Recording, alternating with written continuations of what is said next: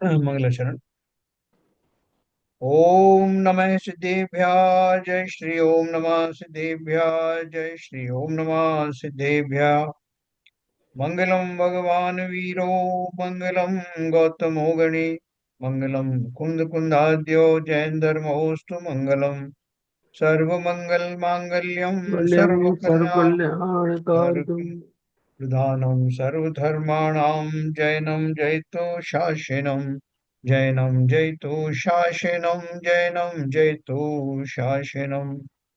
नमः समय साराय स्वानुभूत्या चकासते चित स्वभावाय भावाय सर्वभावांतरच्छिदे। अध्यात्म अमृत कलश का सर्व विशुद्ध ज्ञानाधिकार हम लोग पढ़ रहे हैं, जिसमें कल हमने जो तीन क्रियाएं जो होती हैं, प्रत्याख्यान, आलोचना और प्रतिक्रमण, उनमें से हमने प्रतिक्रमण के बारे में पढ़ा। आलोचना के बारे में हमारा अभी चल रहा है। जैसा कि अपन जानते हैं कि तीन तरह से जीव संकल्पित हो सकता है। पहला तो भूतकाल में किए गए अपराधों के प्रति होने वाला जो पश्चाताप है या क्षमा मांगने की जो भावना है, वो प्रतिक्रमण में आती है। और वर्तमान में हो रहे कार्यों में होने वाले दोषों के प्रति उनको मिथ्या होने की भावना करना आलोचना में आता है। और भविष्य में होने वाली घटनाओं में मेरे जो राग द्वेष आदि होने की संभावना है, उनसे निवृत्ति का संकल्प शामिल। तो ये तीनों बातें अपन ने पढ़ी थी, जिसमें से प्रतिक्रमण हमने अच्छे से पढ़ा। आलोचना हम आज और पढ़ेंगे और फिर प्रत्याख्यान के बारे में पढ़ेंगे। जैसा हम जानते हैं कि ये वास्तव में तीन तरह से जो बात कही गई है, तो आत्मा के विभाव भावों को एक ही प्रकार से उसको संकल्प करने से भी वो तीनों शमन को प्राप्त होते हैं। तो एक ही प्रकार क्या है, वो अपन उसकी चर्चा करते हैं।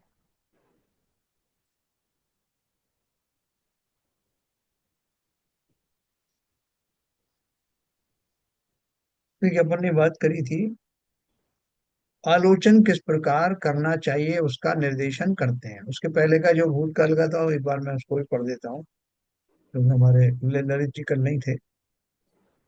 अपन ने ये पढ़ा था कृतकारिता अनुमोदना का। अपन ने ये पढ़ा था ना, जो पाप मैंने किए, वो भूतकाल का।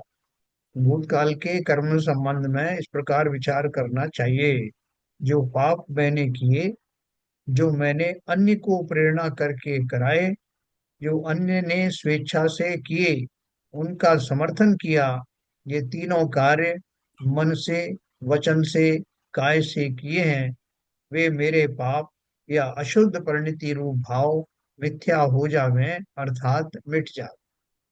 तो ये अपन को ऐसा कहने की, ये सोचने की जरूरत क्यों पड़ी? क्योंकि ये भाव कहीं ऐसी स्लेट पर तो लिखे नहीं है जिन्हें मैं चाह करके मिटा दूं। क्योंकि वो अंकित हो गए हैं और मेरे हाथ में नहीं है उनको अंडू करना। तो इस तरह की भावना भा करके मैं किंचित अपने उस काल में हुए जो विकारी भाव थे, उनसे छुटकारा पाने का प्रयत्न कर। क्योंकि वो अपराध हो गए। अपन दूसरे संसार में भी आ, व्यवहार में किसी से क्षमा मांगते हैं, तो अपन यही कहते हैं कि भाई साहब, मेरे से गलती हो गई, आप क्षमा करना।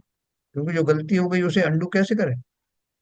गलती हो गई तो हो गई, लेकिन उससे क्षमा याचना करके हम किंचित उससे, जिससे हम क्षमा मांगते हैं, उसको भी, ज्यादातर लोगों को वो याद रहता है कि मैंने क्या अपराध किया था और किस वक्त किसकी उनसे क्षमा मांगी थी और उन्होंने किसकी क्षमा की थी। खाली जो बहुत पहुंचे हुए ऊपर के लोग हैं, वो जो है वो ये ध्यान भी नहीं रखते कि आपने उनके प्रति क्या अपराध किया, क्या क्षमा मांगी। वो क्योंकि उनका भाव तो क्षमा वाला निरंतर बना रहता है। लेकिन हम और आप जैसे जीवों को ये कार्य करके किंचित राहत मिलती है। हमारी आकुलता और उद्विग्नता में थोड़ी कमी आती है। और फलतः जो हमने जो कर्म आदि किए हैं, अगर वो सही हमारे भाव बने, तो उनमें संक्रमण भी होता है। तो ये था प्रत्याख्यान, यानी पूर्व में किए गए। तो उसमें अपन ने पढ़ा था कि कृतकार्यता अनुमोदना, और ये तीन प्रकार से ये थे प्रतिक्रमण, प्रत्याख्यान और आलोचना। और इस तरह से अपन ने 9 भेद किए, 7 भेद किए थे, 7 इंटू 7 ये अपन ने किए थे ना। मन वचन काय संबंधी सातों को कृत कारित अनुमोदना संबंधी सातों भेदों से मिलावें तो 7 इंटू 7 49 भेद हो जाते हैं। इन 49 प्रकार से जीव शुभ अशुभ कार्य करता है। भूतकाल की अशुद्ध परिणति रूप क्रियाएं 49 भेदों से हुई हैं। वर्तमान काल में भी इन्हीं 49 भेद रूप अशुद्ध परिणति चलती है। भविष्य काल में भी इन्हीं 49 प्रकार से अशुद्ध परिणति संभाव्य है। अतः भूतकाल की क्रियाओं का प्रतिक्रमण, वर्तमान की क्रियाओं की आलोचना तथा भविष्यत कर्म का प्रत्याख्यान करता हुआ मैं निष्कर्म अवस्था स्वरूप स्वात्मा का अवलंबन करता हूँ। है ना, मेरी स्लेट बहुत गंदी हो जाए आगे पीछे सब जगह, छोटे अक्षर बड़े अक्षर सारे, तो मैं क्या करता हूँ, थोड़ा उद्विग्न होकर के मैं बोलता हूँ भाई सबको मिटा दो साहब, इसमें बहुत गड़बड़ हो गई, बहुत कुछ घुसर पिसर हो गई। तो अगर वो अच्छे से साफ नहीं होता तो मैं उसको पानी से धो डालता हूँ। तो ठीक यही प्रक्रिया उन जीवों के लिए है जिन्हें लगता है कि मैं भूतकाल में अज्ञानता के कारण, वर्तमान में भी किंचित अज्ञानता के कारण बहुत सारे विकारी परिणामों का कर्ता बन गया हूँ। मैंने मुझसे जाने अनजाने में सब हुआ है, और जिसका मुझे खेद इसलिए है कि मैं समझ गया हूँ कि ये सब कार्य मैंने गलत किए। तो गलत किए तो उनकी विधिवत उनकी आलोचना कैसे की जाए, कैसे संकल्पित हुआ जाए, कैसे अपने पिछले भावों से, पिछले जो मेरे दुष्कृत थे उनसे कैसे निवृत्त हुआ जाए। तो उसका ये शास्त्र सम्मत विधियां हैं, क्योंकि अपन 10 लक्षण पर में अपन सब जानते हैं अच्छे से, अपन जो करते रहते हैं। हाँ बोलिए। ये छोटी सी चीज दोबारा से पूछनी थी। ये तीन तो है, मन वचन काय, तीन कृतकार्यता अनुमोदना, 6 हाँ, हुए। सातवां कैसे जुड़ा बताया तो था, मैं थोड़ा रिवाइज नहीं करा। ये इनका जो परमुटेशन कॉम्बिनेशन ऐसे चलता ना, जैसे मन वचन काय से किए जाने वाला कोई अपराध, ये हो गया मन अच्छा वचन अच्छा, का एक, आगे आगे। फिर उनको दो दो का कॉम्बिनेशन करके कर दिया। यस यस, ठीक है आगे। तो 7 इंटू 7 ये हो गए 49 भेद। तो वो क्या बोल रहे हैं कि आप जब भी कभी अशुद्ध भाव करते हो तो 49 प्रकार से ही होते हैं। अब आप उसकी गणना करोगे तो वो 49 ही निकलेगा। और आगे। यस। हाँ हाँ हाँ। तो अभी बात कर रहे हैं, देखो, भूतकाल की अशुद्ध परिणति रूप क्रियाएं 49 भेदों से हुई हैं। वर्तमान काल में भी इन्हीं 49 भेद रूप अशुद्ध परिणति चलती हैं। भविष्य काल में भी इन्हीं 49 प्रकार से अशुद्ध परिणति संभाव्य है। अतः भूतकाल की क्रियाओं का प्रतिक्रमण, वर्तमान की क्रियाओं की आलोचना तथा भविष्यत कर्म का प्रत्याख्यान करता हुआ मैं निष्कर्म अवस्था स्वरूप स्वात्मा का अवलंबन करता हूँ। तो अवलंबन मैंने आपको एक स्लेट का उदाहरण दिया कि मैंने वो स्लेट फेंकी थोड़ा है, मैंने उसमें से वो एंट्री सब मिटा दी है, निकाल दी है, और अब मैं बहुत संभल संभल कर उस पर लिखने वाला हूँ। ठीक उसी प्रकार से मेरी जो शुद्ध स्लेट, आत्मा स्वरूप, आत्मा रूपी शुद्ध स्लेट है, उसका आश्रय ले करके अब मैं उस पर किसी किंचित भी ऐसी कोई वस्तु सामग्री उकेरूंगा नहीं जिससे वो मलिन दिखाई दे। तो अभी क्या करूंगा, मैं किसका आश्रय लूं? आश्रय लिया शुद्ध आत्मा का। शुद्ध आत्मा का आश्रय लेते ही चाहे भूतकाल में किए गए जो परिणाम है, अपन कंपेयर करते ना कि ये है बिल्कुल स्वच्छ दशा, अब भूतकाल में मैंने जो कुछ किया था वो ये था, वर्तमान में जो कर रहा हूँ ये है, और भविष्य में मैं जो कर सकता हूँ वो ये है। तीनों को मैच करके देखा और शुद्ध स्वरूप से तो तीनों मैच नहीं करते, तीनों ही शुद्ध स्वरूप से अलग अलग है। तो अब मैंने क्या किया, शुद्ध स्वरूप को सामने रखा और विगत में होने वाली अशुद्ध परिणतियों से अपने आप को मुक्त करने की प्रार्थना की, ऐसे भाव की। वो हो चुका है, इसलिए अब मैं उसको कैसे अंडू करूं? अपने भावों को पश्चाताप रूपी भावों में ले जा करके मैं उनसे किंचित मुक्ति प्राप्त कर सकता हूँ। वर्तमान में जो चल रहा है उस कार्यों को बहुत ध्यान पूर्वक, बहुत सावधानी पूर्वक मैं करूं, जिससे कि वो कार्य वर्तमान के कार्यों में वैसे संपन्न ना हो। और भविष्य तो मेरे सामने है, भविष्य में वैसा ना हो इसकी मैं न केवल कामना करता हूँ, बल्कि अपने आप को संकल्पित भी करता हूँ। तो ये दो तीनों चीजें मैं आपको जोर देकर बता रहा हूँ, क्योंकि ऐसा आपको विशेष विश्लेषण और किसी ग्रंथ में शायद ही मिले। क्योंकि यहाँ एक प्रैक्टिकल बात भी है और प्रैक्टिकल के साथ पारमार्थिक भी है। वो परमार्थ को ध्यान में रखते हुए जो कुछ मैं कर सकता हूँ, वो प्रक्रिया मालूम होना चाहिए ना। 10 लक्षण पर में अपन जो है वो प्रतिक्रमण करते हैं, वो पंडित जी आते हैं या जो भी आते हैं, वो लिखा लिखाया पाठ जो है वो पढ़ते हैं और हम सब उसको दोहराते हैं। तो उस समय भी कुछ आनंद तो आता है। उस समय भी हमें लगता है कि मैं, मेरे जो दोष हैं वो पिघल रहे हैं, लेकिन फिर भी उनसे वो पूरी प्रक्रिया, उस परिचय तो हमको हो जाता है, लेकिन संपूर्ण प्रक्रिया एकांत में बैठ करके आत्मा के सानिध्य में अपने गुणों की साक्षी में अगर मैं करता हूं, तो उसका न केवल फल अधिक होता है, बल्कि आनंद की प्राप्ति भी और संतुष्टि की प्राप्ति भी कहीं ज्यादा होती है। करने वाले तो रोज ही करते हैं, न केवल मुनिराज रोज करते हैं, बल्कि बहुत सारे जो व्रतधारी, संयमधारी, दूसरी प्रतिमाधारी श्रावक हैं, वो भी इसे निरंतर करते हैं, और ये बहुत बढ़िया चीज है। इसमें आपका जो भावना योग, आपका अरहम योग, आपका सारे विपश्यना, सारी कुछ इसके अंदर में समाहित है। क्योंकि उन सबका जो है मंतव्य एक ही है, और वो मंतव्य इसको भली भांति समझ करके करने से होता है। तो हमने भूतकाल की विशुद्ध परिणतियों के बारे में पढ़ा, भूतकाल की क्रियाओं का प्रतिक्रमण पढ़ा, वर्तमान की क्रियाओं का आलोचन भी हमने पढ़ा। फिर एक बार फिर से ये इन्होंने हमको बताया कि कैसे चिंतन कैसे करना चाहिए।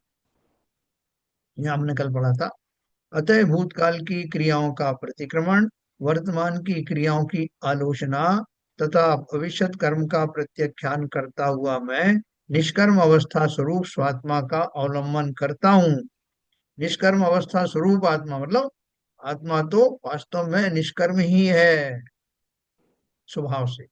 इस प्रकार कर्म, कर्म फल, चेतना का त्याग करने वाला जीव निष्कर्मा होकर ज्ञान चेतना के आश्रय से सिद्ध पद प्राप्त करता है। अपन ने कल इसकी ग्रेविटी समझी थी कि ये ऊपर ऊपर की चीज नहीं है कि खाली आपने जो उसको पढ़ लिया और आपका काम अभी का हो गया, फॉर्मेलिटी पूरी हो गई।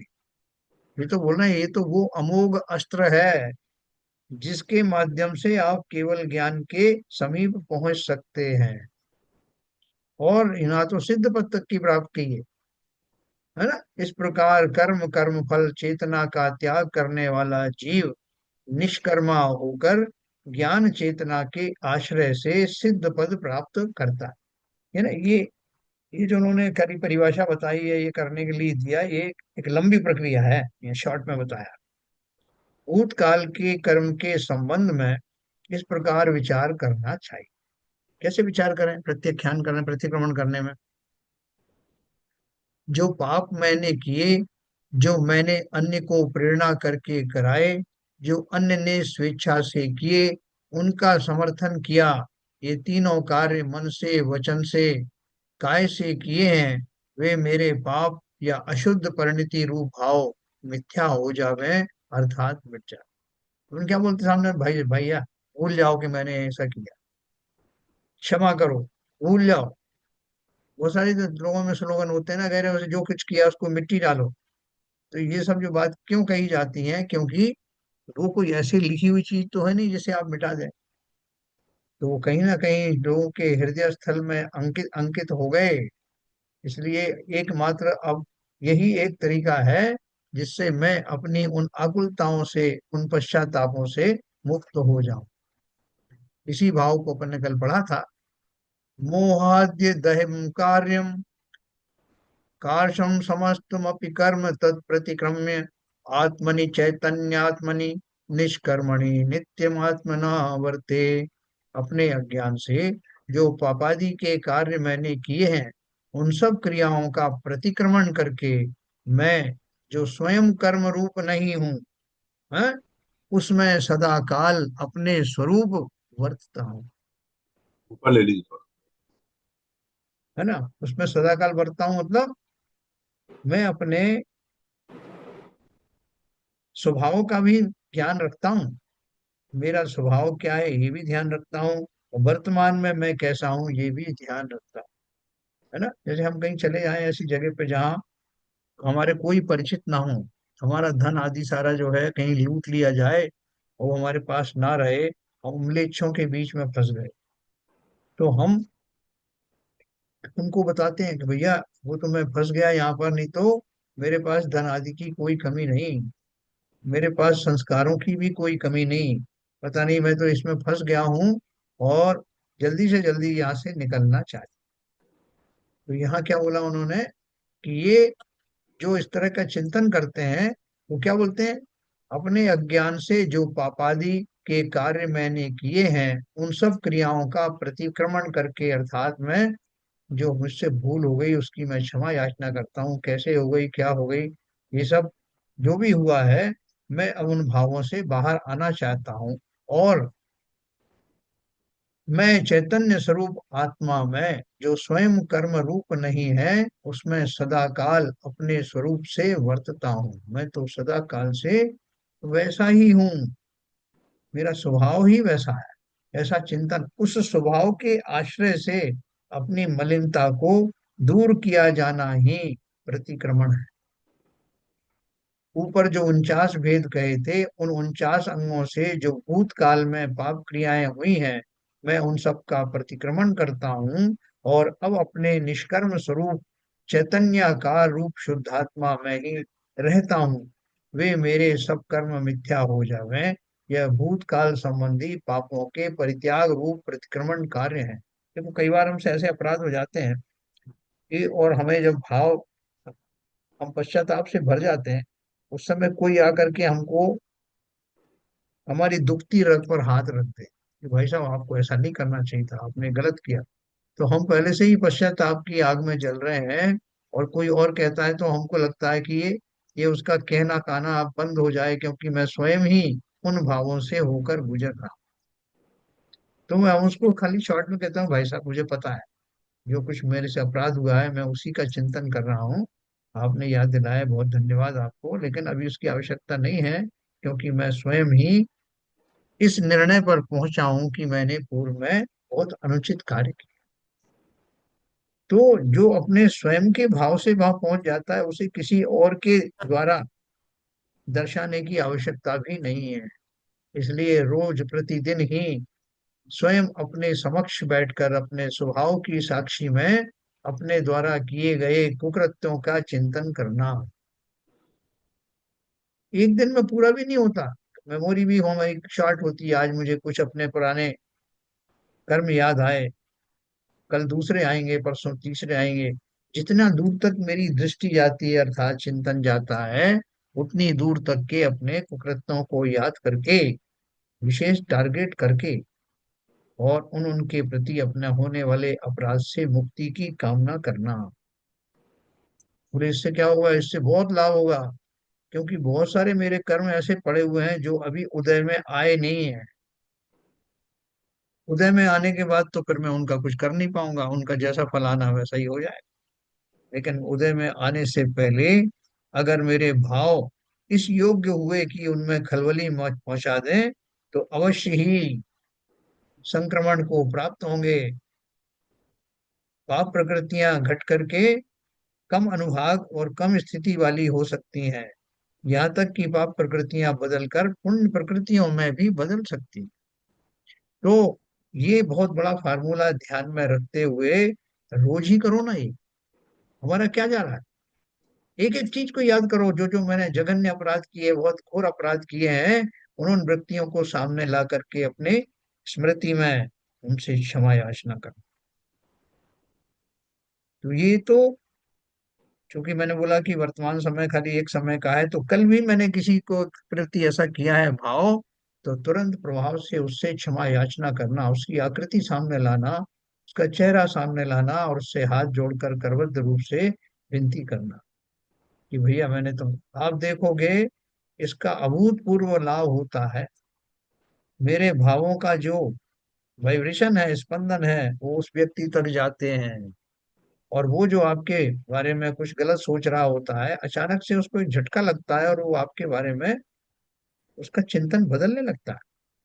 जैसे मैंने आपको वो कहानी सुनाई थी राजा की और वो चंदन बेचने वाले, जो प्रमाण सागर इन्होंने, क्षमा सागर महाराज ने सुनाई थी। ये बिल्कुल करके देखना। कभी आपको आपके मन में किसी के प्रति कटु बातें आ रही हैं, कटु विचार आ रहे हैं, तो ये मान के चलना कि वो आपके बारे में ऐसा सोच रहा है। कटुता भरा सोच रहा है, इसलिए आपके मन में कटुता उत्पन्न हो रही है। तो क्या करो, अपनी समझदारी का परिचय दो। तुरंत ही उसके प्रति पॉजिटिव भाव रखना, रख करके सोचना शुरू कर दो। आप देखोगे कि थोड़ी देर में आपको उस व्यक्ति के प्रति अच्छे भाव होने लगेंगे। क्यों? क्योंकि वहां से भी वैसा चालू हो गया। ये बहुत अद्भुत कला है, इसको करके देखना। अवश्य अवश्य आपको इसका लाभ भी मिलेगा और ये सिद्धांत समझ में आएगा। तो ये हमने प्रतिक्रमण के बारे में पढ़ा। अभी आलोचन, यह भूतकाल संबंधी पापों के परित्याग रूप प्रतिक्रमण कार्य है। आलोचन किस प्रकार करना चाहिए उसका निर्देशन करते हैं। न करोमि, न कारयामि, न कुर्वन्तमपि अन्यम समुन्निज्ञ समनुज्ञानामि मनसा च वाचा च कायेन चेति। वर्तमान में मैं पापादि क्रियाएं मन वचन काय से न करता हूँ, न कराता हूँ, और न अन्य करने वालों का समर्थन करता हूँ। है ना? जैसे बहुत सारे लोग अभी इसमें भी संकल्प छुपा हुआ ना। जैसे वो मोदी जी बोलते हैं ना, न मैं खाता हूँ न खाने देता हूँ। दूंगा का बात अलग है, न खाऊंगा न खाने दूंगा, वो भविष्य में चला गया। अभी के बता रहे हो, अभी की मेरी जो मन स्थिति है, उसका मैं वर्णन अपने पूर्ण सामर्थ्य के साथ कर रहा हूँ कि मैं पापादि क्रियाएं मन वचन काय से न करता हूँ, न कराता हूँ, और न अन्य करने वालों का समर्थन करता हूँ। कि भाई साहब, आप नॉन वेजिटेरियन होटल में जाते हैं खाना खाने? और बिल्कुल नहीं जाता। मैं ना तो जाता हूँ और ना जाने वालों की प्रशंसा करता हूँ और ना जाने वाला की किसी को प्रेरणा देता हूँ। तो ये वर्तमान में जो मेरा जो संकल्पित व्यवहार है, उसकी चर्चा करना, उस पर दृढ़ बने रहना, वो हमको वर्तमान में होने वाले दोषों से बचाए रखता है। तो आलोचना का अर्थ ये है, वर्तमान में मैं पापादि क्रियाएं मन वचन काय से न करता हूँ, ना कराता हूँ, और ना अन्य करने वालों का समर्थन करता हूँ। इस बात का मुझे क्या है, मुझे इस बात से गौरव अनुभव हो रहा है। मुझे इस बात का जो है अपने आप को श्रेय देते हुए अच्छा लग रहा है। इसी भाव को प्रकट करते हैं। मोह विलास ब्रजम प्रजम्बित मिद मुदयत कर्म सकल मालोच्य आत्मनि चैतन्य आत्मनि निष्कर्माणि निष्कर्मणि नित्यमात्मना वर्ते। मुंह के प्रसार से वृद्धिंगत उदय को प्राप्त समस्त कर्म की आलोचना करके, अर्थात यह अनात्म स्वरूप है, ऐसा विचार करके मैं समस्त कर्मों से भिन्न चैतन्य के अखंड पिंड स्वरूप निजात्मा में अपने स्वयं के पुरुषार्थ से प्रवर्तता हूँ। देखो, यहाँ इसको मैं पहले भावार्थ पढ़ता हूँ। वर्तमान के समस्त दोषों की, जिनकी भंग संख्या 49 है ना, 49 तरह के भंग है ना ये, तो परमुटेशन कॉम्बिनेशन, मैं आलोचना करता हूँ, अर्थात आप ही अपने पापों की समालोचना करता हूँ, उन्हें अनुपादेय मानता हूँ, और उनसे निवृत्त होकर चैतन्य स्वरूप कर्मोपाधि से सर्वथा पृथक ऐसी आत्मा में अपने ही प्रयत्न से वर्तता हूँ। यह आलोचना क्रिया है ना, कि अब मैं ऐसा करता हूँ, अब मैं अपने में लीन होता हूँ। ये है ना अपने जो श्रीमद राजचंद्र जी, वो दुकान पर बैठे बैठे रत्नों के व्यापारी थे। तो उनका जो जीवनी आपने पढ़ी होगी, उसमें वो बैठे बैठे जो कहते हैं कि सामने वाला बैठा है, उनसे बात करते करते फिर एकदम बोलने लगते हैं वो, क्योंकि भैया अब हम अपने स्वभाव में जाते हैं। अब हम अपने अंदर जाते हैं। लोग देख के दंग रह जाते हैं, अभी बात कर रहे थे, बात करते करते अंदर जा रहा हूँ, मतलब क्या? ये अंदर यहाँ से भाग करके अंदर जाएंगे शायद, और वहीं बैठे बैठे मैं अपने अंदर में जाता हूँ। कहते कहते वो वाणी उनकी मौन हो जाती है। इतना भाव आता है उन जीवों को, संसार के कोई भी वचन बोलने में भी उनको घबराहट होती है। वचन बहुत मुश्किल से वचन निकालते हैं, जहाँ आवश्यक नहीं वहां बिल्कुल मौन ही रहते हैं। ये देखो, ये जो क्रिया है, आप कभी भोजन करते हो, मौन पूर्वक भोजन करने में और बोलते हुए भोजन करने में अंतर है। जब वो मौन की क्रिया पूर्वक आप भोजन करते हो तो बहुत सारी विघ्न बाधाएं चली जाती, और बहुत संतुष्टि के साथ आपका उपयोग सीमित हो जाता है। उससे आपका जो पाचन तंत्र पर भी फर्क पड़ता है। और भोजन के काल में, सभी काल में हमारे तो निरंतर कर्म बनते हैं ना, तो भोजन के काल में बंधने वाले संकल्प विकल्पों से निवृत्ति हो जाने के कारण कषायों का भी बंध उतना उत्कृष्ट नहीं होता। मौन बहुत बड़ी चीज है। विनोबा भावे ये सब जो थे, बहुत सारे जीव जो ज्ञान जैन थे, वो भी इसका पालन करते। तो उन्होंने क्या बोला कि अब मैं, जब मैं आलोचना के संबंध में करता हूं तो बोलता हूं, अर्थात आप ही अपने पापों की समालोचना करता हूँ, उन्हें अनुपादेय मानता हूँ। अनुपादेय मतलब वो उपादेय थे ही नहीं, वो पाप कार्य जो मैं पहले किया करता था अब नहीं करता, और उनसे निवृत्त होकर चैतन्य स्वरूप कर्मोपाधि से सर्वथा पृथक। कर्मोपाधि अर्थात जो ज्ञानावरणी कर्म से युक्त हो गया, दर्शनावरणी कर्म से युक्त हो गया, ये सब उपाधियां है ना, ये सब मेरी आत्मा में ऊपर ऊपर से ही होते हैं। आत्मा तो इनसे रहित ही है। ऐसी आत्मा में अपने ही प्रयत्न से वर्तता हूँ, यानी बना रहता हूँ। यह आलोचना क्रिया है। जब अपन वो बोलते हैं ना, झाड़ू ले जांगा बुहारी और ये सब जो है, ये तो बहुत उसका व्यवहारिक रूप है।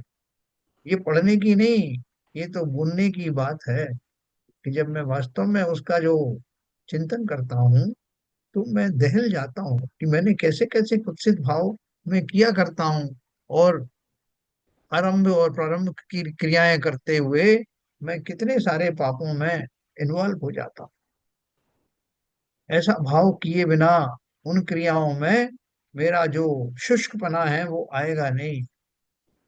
मैं सावधान पूर्वक करूंगा, जो मिनिमम है वो करूंगा, और करते समय भी ये कामना निरंतर रहेगी कि इन जीवों को मेरे कारण से कोई असुविधा ना हो। बहुत छोटी छोटी चीजें, जैसे घसीट करके हम बर्तनों से इधर से उधर चौकी कर देते हैं, बर्तन कर देते हैं, गर्म चीज गर्म उठा करके ढक्कन नीचे रख देते हैं, उसमें कितने जीवों को क्या क्या व्याधियां हो जाती हैं, हमें उनकी कल्पना भी नहीं है। पानी को कहीं भी फेंक देते हैं, बोले कि जहां पर वो चींटी आदि सूक्ष्म जीव होते, सभी जगह सूक्ष्म जीव भरे हुए हैं, उन सब के लिए तो वो दो चुल्लू पानी बाढ़ जैसा है, डूब जाते हैं बाढ़। तो इस तरह से वो हमने आलोचना के बारे में पढ़ा। अब प्रत्याख्यान जो हमारा लास्ट है तीन क्रियाओं में से, उसके बारे में पढ़ते हैं। प्रत्याख्यान की क्रिया का विवेचन न करिष्यामि, न कारयिष्यामि, न कुर्वन्तमप्यनन्यम समनु समनुज्ञास्यामि मनसा च वाचा च कायेन चेति। मैं आगामी भावी काल में भी पापादि अशुद्ध क्रियाओं को मन वचन काय से न करूंगा, न कराऊंगा, और न अन्य करने वाले की अनुमोदना करूंगा। यही भाव स्पष्ट करते हैं। हाँ, कौवे के मांस का त्याग करा दिया उस भील को, क्रूरवा भील को। तो क्या बोलने लगा कि मैं, महाराज मैं कौवे का मांस ना तो खाऊंगा, ना दूसरे को खिलाऊंगा, और ना ही खाने वाले की प्रशंसा करूंगा। यही भाव अशुद्ध क्रियाओं के माध्यम से हमारे बने रहे, देखो हमें फुर्सत ही नहीं मिलेगी। अगर मैं प्रतिक्रमण, आलोचना और प्रत्याख्यान में लगा रहूं, तो 90% तो मेरे पास समय है ही नहीं। और जिस समय में वो होते हैं उस समय मैं विशेष सावधान रहूं। संसार में ऐसे ही रहना, बोलते हैं ना, जैसे कीचड़ में कमल की तरह। संसार रूपी कीचड़ में कमल की तरह बने रहने का यही उपाय है। मैं आगामी भावी काल में भी पापादि अशुद्ध क्रियाओं को मन वचन काय से ना तो करूंगा, ना कराऊंगा, और ना अन्य करने वाले की अनुमोदना करूंगा। यही भाव स्पष्ट करते हैं। प्रत्यक्षाय भविष्यत कर्म समस्तम निरस्त सम्मोह है। आत्मनि चैतन्यात्मनि निष्कर्मणि नित्यमात्मना वर्ते। आगामी काल की संपूर्ण पापादि क्रियाओं को त्याग कर, हाँ, कौन सी वाली, आगामी काल की संपूर्ण पापादि क्रियाओं को त्याग कर समस्त मोह अर्थात मिथ्यात्वमय अज्ञान भाव से रहित हुआ मैं, समस्त द्रव्य भाव कर्म स्वरूप से भिन्न है स्वरूप जिसका, ऐसी चैतन्य रसात्मक अपनी निजात्मा में अपने स्वरूप से ही वर्तता हूँ। है ना, जो क्या समझाया उन्होंने। मैं मन वचन काय कृत कारित अनुमोदना के 49 भंगों से भविष्य काल में कोई भी अशुद्ध क्रिया नहीं करूं। अभी तक ये क्रियाएं मिथ्यात्वादी अज्ञान भावों से हुई हैं। अब मैं मोह रहित हुआ, अतः इन क्रियाओं से अपने को मुक्त कर कर्म नो कर्म की समस्त उपाधियों के स्वरूप से सर्वथा भिन्न चैतन्य स्वरूप अपनी आत्मा में ही वर्तूं, यह प्रत्यख्यान कर्म है। अब आप सोच लो कि मुनियों को टाइम कहाँ से मिले। तीन समय वो सब ये तीनों क्रियाएं करते हैं, और सारे समय वो पीछे उनको दी इसलिए है कि कोई अगर क्रिया करते समय कोई जीव आ जाए तो उसका मार्जन हो जाए। तो इसलिए यहाँ पे दो जो मुनिराज आए थे, मैंने उनसे पूछा था, वो मैं दर्शन करने गया तो उन्होंने स्वाध्याय चालू किया। मुझे मुझे कई इशारे से कहा बैठ जाओ। फिर मैंने उनसे पूछा कि महाराज आपको इतना टाइम कैसे मिलता है कि पूरे ग्रंथ के ग्रंथ आप पढ़ लेते। तो उन्होंने जवाब दिया कि हमारे पास और कोई काम ही नहीं, यही तो काम है, इसीलिए तो गृहस्थी छोड़ी कि इन सब झंझटों से बच करके निरंतर स्वाध्याय में प्रतिक्रमण आदि में लगे रहे। ये बहुत आनंददायी क्रियाएं हैं। हमें प्रतीत नहीं होता, जिन्हें मालूम हो जाता है उन्हें इस बात का बड़ा अफसोस होता है कि हमने अपना सारा जीवन कहाँ निकाल दिया। एनीवे, तो क्या बोल रहे हैं। मैं मन वचन काय कृत कारित अनुमोदना के 49 भंगों से भविष्य काल में कोई भी अशुद्ध क्रिया नहीं करूंगा। अभी तक ये क्रियाएं मिथ्यात आदि अज्ञान भावों से हुई हैं। अब मैं मोह रहित हुआ, अतः इन क्रियाओं से अपने को मुक्त कर कर्म नो कर्म की समस्त उपाधियों के स्वरूप से सर्वथा भिन्न चैतन्य स्वरूप अपनी आत्मा में ही वर्तूं, यह प्रत्यख्यान कर्म है। मेरी नो कर्म की उपाधि क्या है। नो कर्म से मेरा शरीर का निर्माण हुआ, और शरीर का निर्माण होने से ये इस शरीर की उपाधियां हैं कि मैं राजा हूँ, कि मैं रंक हूँ, कि मैं चक्रवर्ती हूँ, कि मैं सेठ हूँ। ये सारे इस नो कर्म से रचित इस शरीर की ही उपाधियां हैं, ये मैं नहीं। उक्त प्रकार समस्त कर्म परित्याग कर शुद्धात्मा का अवलंबन करने का उपदेश देता हूँ। क्या उपदेश दिया। समस्त मिथ्येव समस्त मिथ्येव मपाश्य कर्म त्रैकालिकम शुद्ध नयावलंबी विलीन मोहो रहितम विकारैश्चरण चन्मात्रमात्मन्मथावलंबे। मोह रहित शुद्ध नय का अवलंबन करने वाला मैं उक्त प्रकार से अपने तीनों काल संबंधी समस्त कर्मों को दूर कर इसके बाद निर्विकार चैतन्य आत्मा का अवलंबन करता हूं। क्या बोल रहे हैं। कर्म नो कर्म भाव कर्म जन्य समस्त विकार शुद्ध आत्मा में है ही नहीं। कर्म नो कर्म भाव कर्म जन्य समस्त विकार शुद्ध आत्मा में नहीं, अशुद्ध आत्मा में है।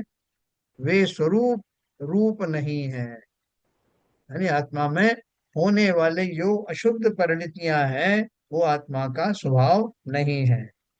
आत्म स्वरूप से सर्वथा भिन्न स्वरूप है। अतः शुद्ध नय के अवलंबन से शुद्धात्मा का दर्शी निर्विकार शुद्ध चैतन्य स्वरूप आत्मा का ही अवलोकन करता है। भूत भविष्यत वर्तमान के समस्त कर्मों को अनात्म स्वभाव जानकर उनका त्याग करता है। यही उसका कर्म संन्यास है। अब एक प्रश्न आ रहा है, अपन पढ़ेंगे और उस पर डिस्कस करते हैं।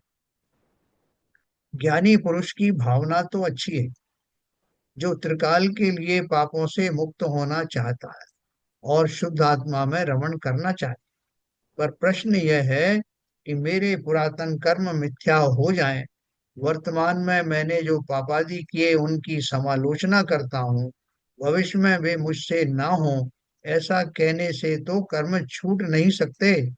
तब उस प्रतिक्रमणादि द्वारा उनका परिहार कैसे होता है? ये मैं आपसे पूछता हूँ कि ये करने का कुछ फायदा है कि यूं ही अपना मन बहला रहे? बताओ साहब, ये सब करने से क्या फायदा? जो तो बन गए सो बन गए। नहीं, वो ऐसे भाव करने से उनमें संक्रमण तो होता है जो कर्म बंद हो गए, और तो अपने संक्रमण। अपने हाँ। संक्रमण होता है पुराने जो कर्म बंद हो गए हैं। जी। समय जो मैं प्रतिक्रमण आलोचना या प्रत्याख्यान करूंगा, हम्म। तो समय उस पीरियड में भी मेरे कषाय मंद होंगे, तो उस पीरियड में भी हमारे कर्म नहीं बनेंगे। तो उस समय का तो सदुपयोग हो रहा है ना। मैं उस समय कोई कर्म नहीं बांधूंगा, ठीक चाहे है। शुभ कर्म हो चाहे अशुभ कर्म हो। आपने सही कहा कि उस प्रोसेस में, उस प्रक्रिया में जो मेरा मन, मेरा उपयोग डाइवर्ट होगा, उस काल में भी मैं उन नवीन कर्मों के आश्रव से बचूंगा। और साथ में उन भावों को याद करने के बाद जो मेरे पश्चाताप के भाव होंगे, अगर वो उस योग्य हुए तो संक्रमण भी होगा। वही कर्म, वही मैंने कहा। क्या वही ललित जी, आप सहमत है इस बात से? ऐसा होने लगा तो फिर तो बहुत आसान है, कुछ भी अपराध करेंगे हम और संक्रमण कर लेंगे। नहीं, एक्चुअली इतना आसान तो इसलिए नहीं है क्योंकि जो प्रतिक्रमण कर रहे हैं जी। वो पूरे भाव रूप, पूरे मतलब अपने मन से क्रियाओं कर रहे हैं या नहीं कर रहे हैं। मतलब हम प्रतिक्रमण करें, बोल रहे हैं, बैठे हैं और मन में कुछ और ही चल रहा है। जी। तो अगर हम पूरे मन से उस चीज को करेंगे तो हमारे भाव ही बदल जाएंगे, और भाव बदलेंगे तो फिर इनमें बदलाव आएगा ही आएगा। जो कर्म है संक्रमण होगा और नए कर्म नहीं बंधेंगे। बहुत बढ़िया बात है, लेकिन अगर मान लो मेरे भाव उतने तीव्र नहीं हुए, उस योग्य नहीं हुए कि संक्रमण हो, तो मेरा नुकसान है ना, फिर क्या फायदा? नहीं, नुकसान तो किसी भी सूरत में नहीं है क्योंकि नए कर्म नहीं बंधेंगे। पुराने मान लीजिए उनमें संक्रमण नहीं हो रहा है जी। तो नए कर्म तो नहीं बंधेंगे। और मान लो और भी कम उसका तीव्रता का जो प्रतिक्रमण किया है, हल्का किया है, तो हाँ। एटलीस्ट उतने तेज नहीं बंधेंगे कर्म। मतलब प्रतिक्रमण से मुझे लगता है फायदा तो होगा ही होगा। कम हाँ, ज्यादा की बात हमारे भाव के ऊपर है, हम कितना उससे तल्लीनता से कर रहे हैं। बराबर बराबर। शलन जी कुछ कहेंगे?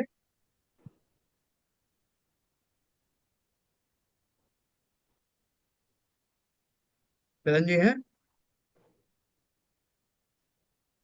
देखो हाँ आपने। हाँ हाँ। बताइए, आपके कमेंट्स करिए इसमें। मतलब मुझे लग रहा है कि ये सब बेकार की चीजें हैं, क्या फायदा है, अपना टाइम और खराब करो। और ये लोग विद्वान बोल रहे हैं कि नहीं, इससे कुछ ना कुछ तो लाभ होगा, नहीं आपका क्या नहीं, विचार? आपकी आलोचना, अपने स्वभाव की आलोचना करने से और स्वाध्याय करने से जो दिन प्रतिदिन हम लोग जो हमारी श्रद्धा है वो और गहरी होती जाती है, और हमको वो जो उस टाइम में जब हम करते हैं उसके हमको फायदे तुरंत मिलने में चालू हो जाते हैं, क्योंकि हमारे जो मन में शांति आनी है वो एक अभ्यास से हमको, हमारी जो, हमको एक अभ्यास के का एक हमको उसका वो भी मिलता है, भाव भी मिलता है कि हमको कैसा आनंद, वो हमको अनुभूति प्राप्त हो जाती है यदि ढंग से की जाए तो। केवल एक कैसे की जाए कि जिसको केवल एक परंपरा के तौर पर कर ली जाए वैसे नहीं, लेकिन यदि निश्चित रूप से यदि उसको ढंग से की जाए और वास्तव में उसमें अपनी आत्मा में मन लगा के बैठा जाए, तो आपको धीरे धीरे उसका अभ्यास होता जाता है और आपको आनंद बढ़ता जाता है, और आप बहुत सारी चीजों को आप खुद ही छूटती चली जाती हैं, आपको छोड़ने की जरूरत ही नहीं पड़ती है। बहुत सारी चीजें, बहुत से जो कर्म हैं वो आपके शांत होते जाते हैं, और भी आपको जैसे जैसे कहते हैं ना कि कोई चीज ठीक होती है तो चारों तरफ से ठीक होने लगती है फिर, तो वैसा होता है। क्या नीरजा जी, आप प्रेक्षा ध्यान में ये वो करते हैं तो ऐसे भावों में इस तरह की संतुष्टि के भाव आते हैं क्या?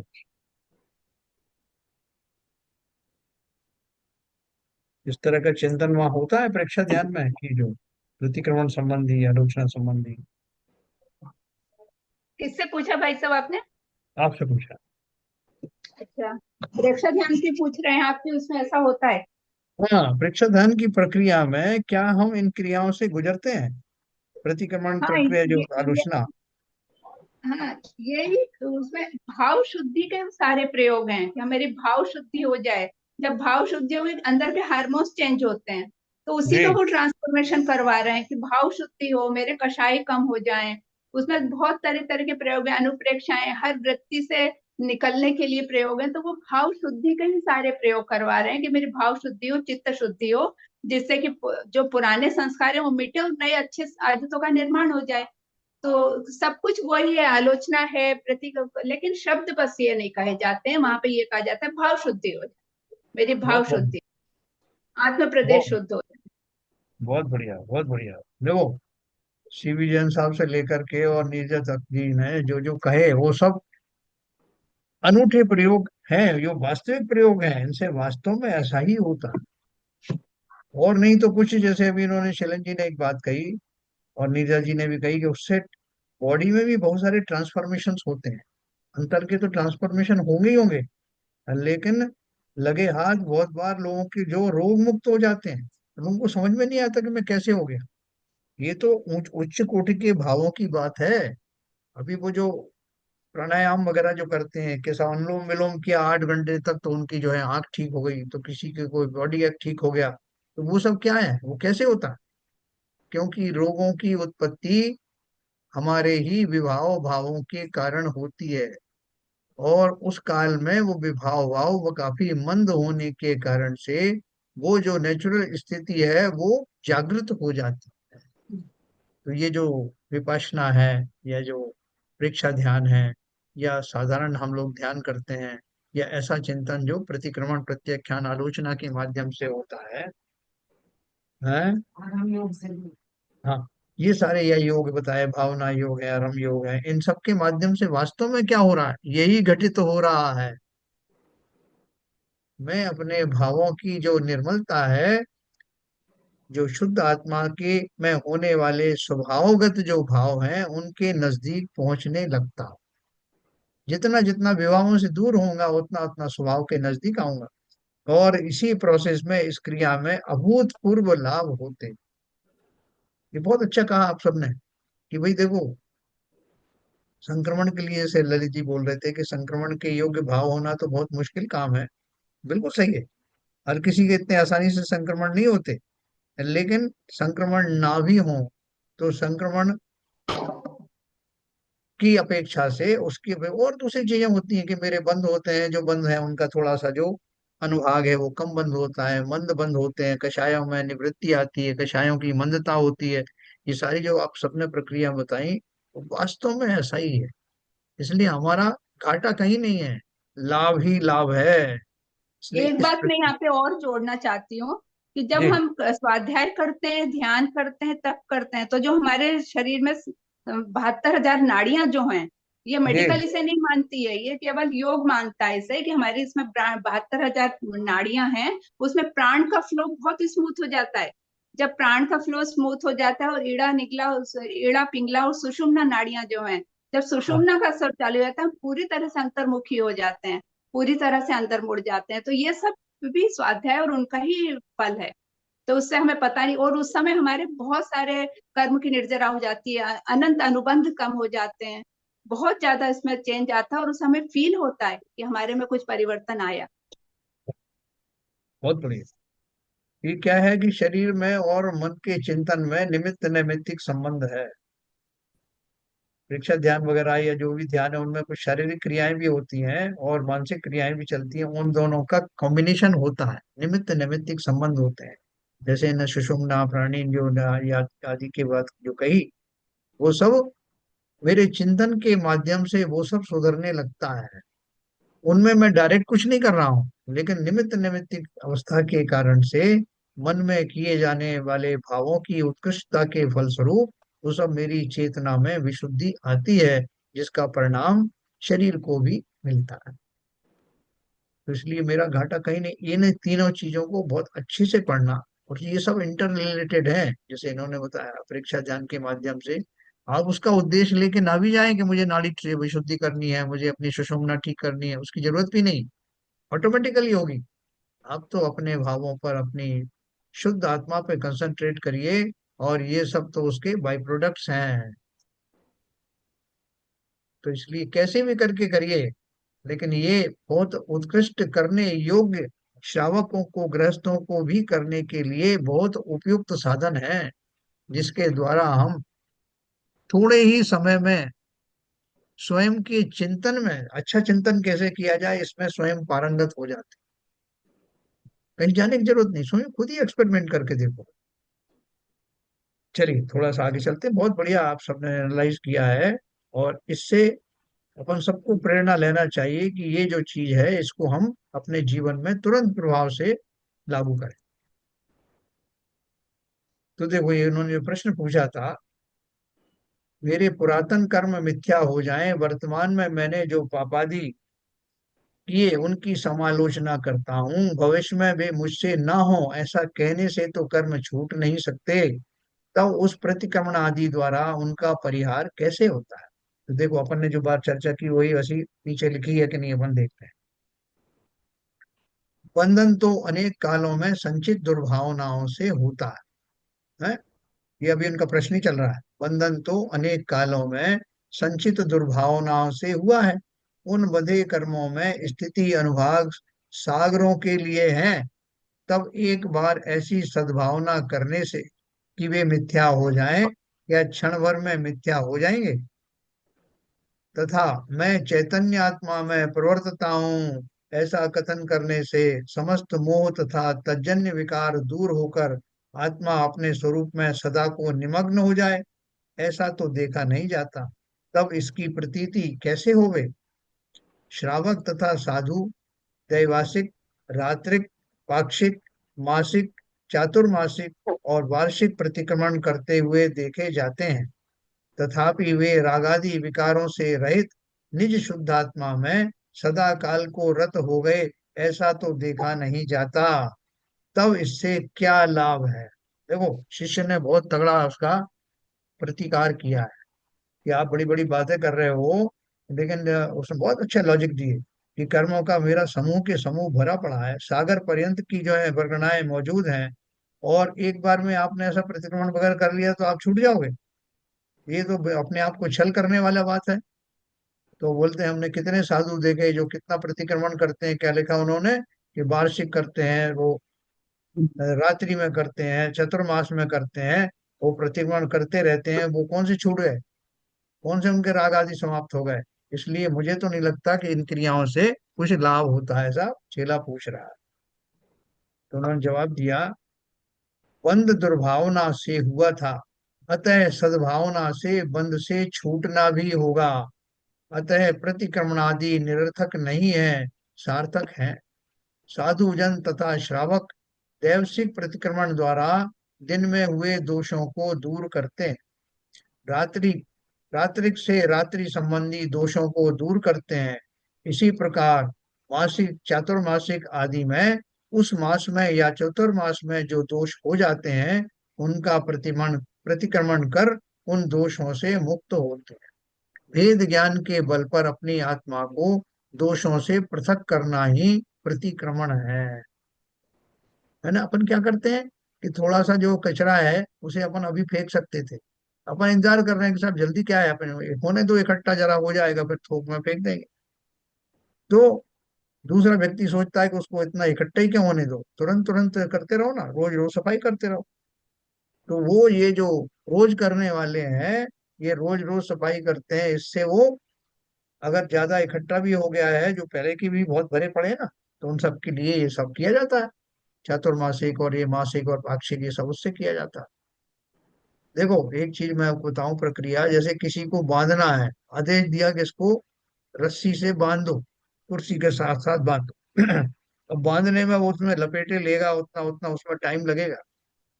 अब बोला जाए कि भैया इसको छोड़ दो, तो छोड़ने के दो तरीके हैं। एक तो मैं उन बंधनों को उल्टे डायरेक्शन में उतनी बार घुमाऊं। दूसरा तरीका क्या है कि कोई चाकू आदि का प्रयोग करके उन रस्सियों के बंधन को एक झटके में काट दूं, कम से कम टाइम। तो ठीक उसी प्रकार से मेरे जो विकार या विकारी भाव जो बहुत सालों में इकट्ठे हुए थे, मेरे भावों की इतनी लीला महिमा है कि वो क्षण भर में वो निर्जरा को प्राप्त हो सकते हैं। नहीं तो कैसे हो जाता? आप बोलो कितने कोड़ा कोड़ी सागर तक की स्थिति वाले कर्म बंधे, मोहादि कर्म, और सम्यक दर्शन प्राप्त करने की बेला में वो अंतः कोटा कोड़ी में आ जाते हैं। और जब सम्यक दर्शन हो जाता है तो पूरा संसार चुल्लू भर रह जाता है। इसलिए इन भावों को हल्का मत समझना, छोटा मत समझना, और निरंतर करने से जो हमारा जो दीर्घ काल के बंधन है, उन सब में सुगबुगाहट शुरू हो जाती। तो कल अपन इसी को हल पढ़ेंगे। ये उन्होंने लास्ट लाइन लिखी ना, भेद ज्ञान के बल पर अपनी आत्मा को दोषों से पृथक करना ही प्रतिक्रमण है। असली प्रतिक्रमण ये है। जो मैं सोच लूं भैया मिथ्या हो जाए, वो सब मिथ्या हो जाए, ऐसे ही मिथ्या हो जाए फालतू में, तो नहीं होंगे। उसके पीछे क्या टूल इस्तेमाल किया है, वो है भेद ज्ञान का। ये अपन कल इसका चिंतन करेंगे कि वो जब मैं प्रतिक्रमण करूं तो वास्तव में कौन सा टूल इस्तेमाल करूं। वही वेद ज्ञान का टूल मेरा तीनों प्रक्रियाओं में चलता है, उसका बेस है, वो संस्कार है, और उसके बल पर होने वाला चिंतन ही वास्तव में कार्यकारी है। तो कल अपन 418 नंबर का प्रश्न पढ़ेंगे, और उसके ऊपर का जो भेद ज्ञान के बल पर कैसे होता है, ये सब अपन जान। चलिए आज हमारी स्ट्रेंथ भी पूरी है, नीरज जी भी आ गए हैं, तो 12 लोग हैं जिनवाणी स्तुति करेंगे।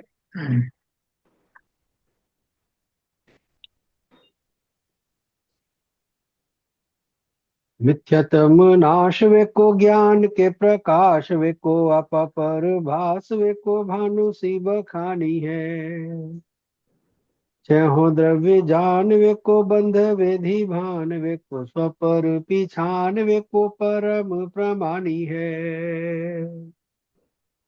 अनुभव बताए वे को जीव के जताए वे को काहू न सताए वे को भव्य और आनी है।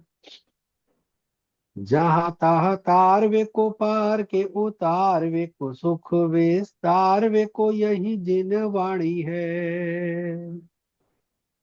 हे जिनवाणी भारती तो है जपू दिन रैन, जो तेरी शरणा गए सो पावे सुख चैन। या वाणी के ज्ञान से सूझे लोकालो, तो वाणी मस्तक धरो सदा देते हैं धो, सदा देते हैं धो। जिनवाणी माता की जय। माता की जय। नमो कर